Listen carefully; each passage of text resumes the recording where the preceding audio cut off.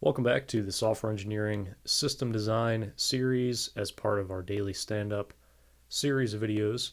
In this video, we're going to be covering a problem where we have a database and we have a .NET API that is performing write operations as well as read operations to the database. So the problem we have is that our database is only a single instance.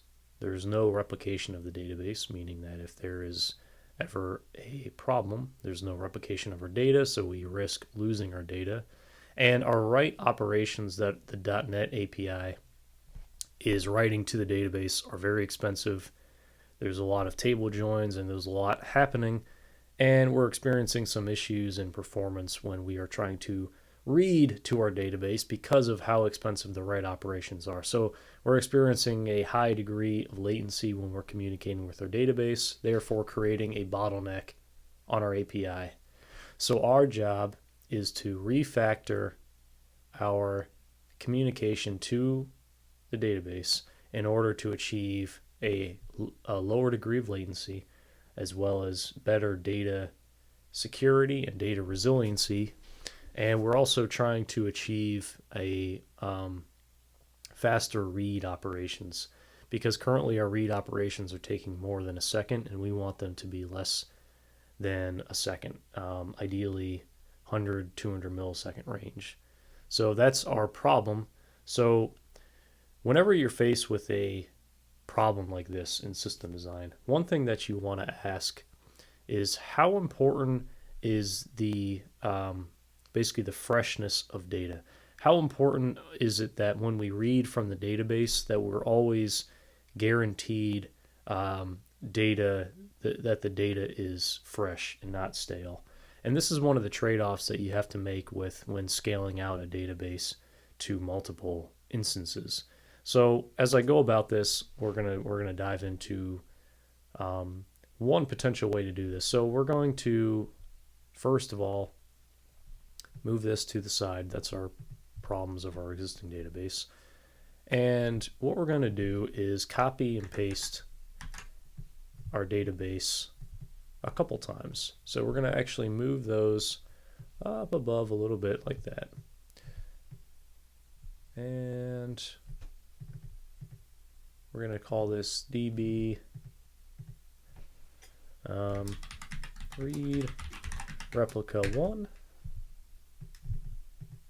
and DB read replica 2, and then we're going to call this DB, and this is going to be the master node of the database. So you have now the master database node is responsible for all the data, the consistency of the data. That is the leader of the nodes. So if you ever work with something that's scaled out across multiple nodes, you know that you need, in some ways, depending on how it's structured, a lot of times there's a leader node and children node. Now, it doesn't always have to be this case, but this is how we are going to do it for this to keep it.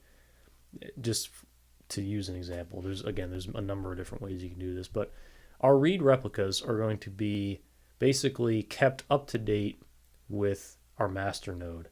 And so as we now are getting read operations from the database, we're going to hit these read replicas instead. We bring that to front.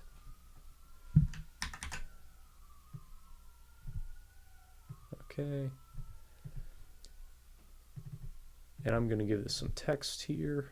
And these are going to be the write operations. And these are going to be read operations. Okay. So now what we've done is we've offloaded our write operations away from we've offloaded our read operations away from our write operations. So why this is important is now, depending on what we're doing with the data, and assuming that we don't need the nearest up-to-date data within, it depends how long, it depends what database, but we'll say within a second. If we're okay with like a less guarantee of the exact freshness of data, again, depending on what the system is, we could probably get away with, in some scenarios, hitting our read replica instead of our master node. So in this case, we will significantly reduce the amount of latency when we're just doing basic read operations. And so we have a couple options now to hit either node 1 or node 2 instead of our master that's going to be handling the bulk of our operations, especially write operations. Now you could split this out too to have multiple nodes of this master for read and write, but for this we'll keep it simple and we'll just split the read ones out.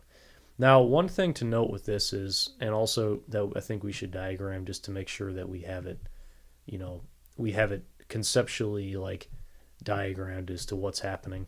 I'm going to do this in red here, so we'll have that in red.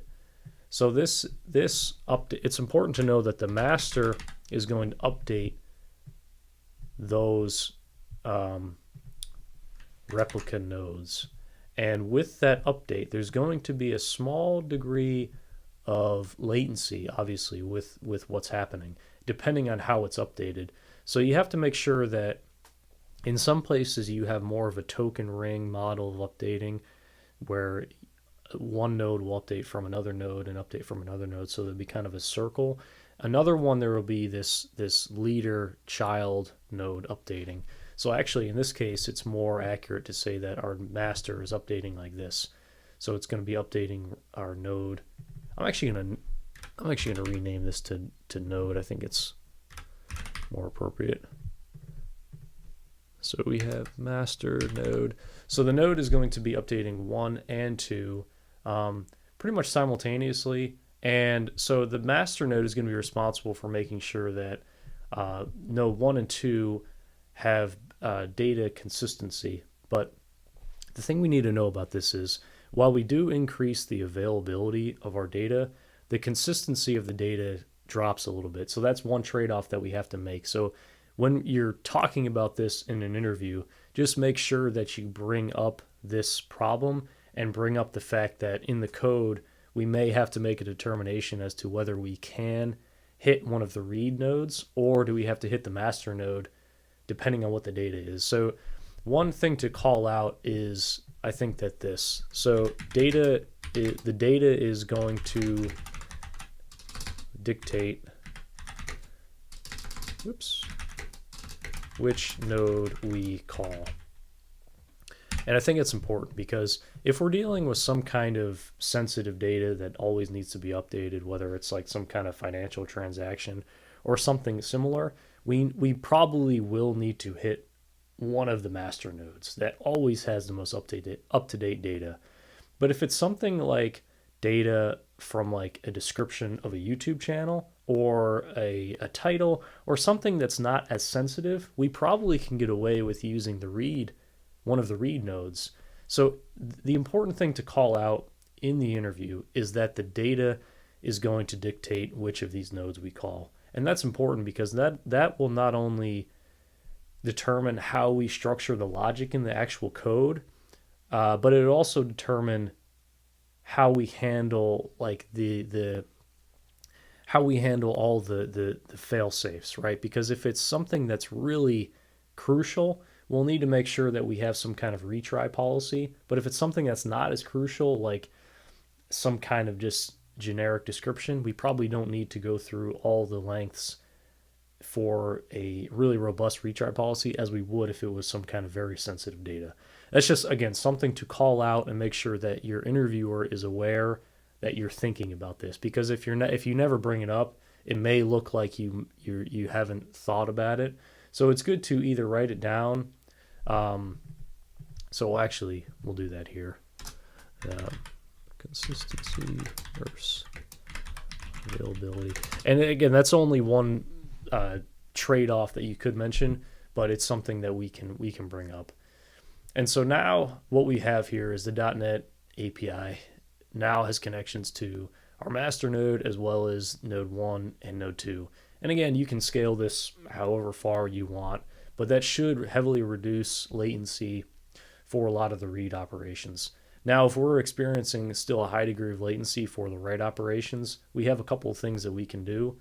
We can either expand our master node to include, let's say like a node 3 and 4 for specifically write operations, or we could look into actually refactoring the logic for the specific SQL, or we can expand to, I'm going to write this down here.